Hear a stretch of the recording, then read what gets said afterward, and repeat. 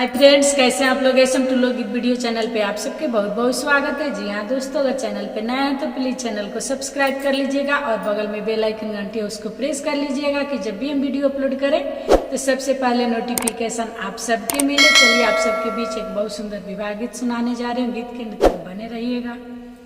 अरे नदिया के तीरा चांदा मामा उगे, अरे तावा कौन दुल्हा से जिया लगाए। अरे नदिया के तीरा चांदा मामा उगे, अरे तावा कौन दुल्हा से जिया लगाए, से जिया लगाए दुल्हा फूल चितराए, से जिया लगाए दुल्हा फूल चितराए। अरे तावा कौन सुभावा अपने से जास है।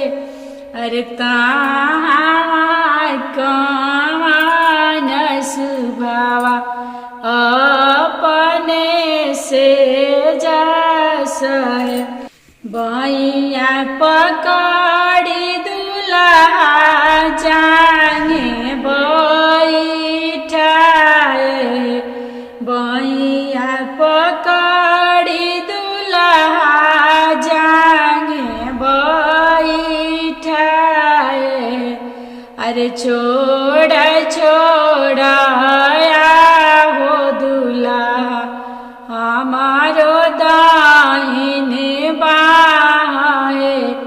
अरे छोड़ा छोड़ा हो दुल्हा हमारो दाहिने बाहे। फूट जाई है शंकर चूड़िया मोरू के जाई है बाहे।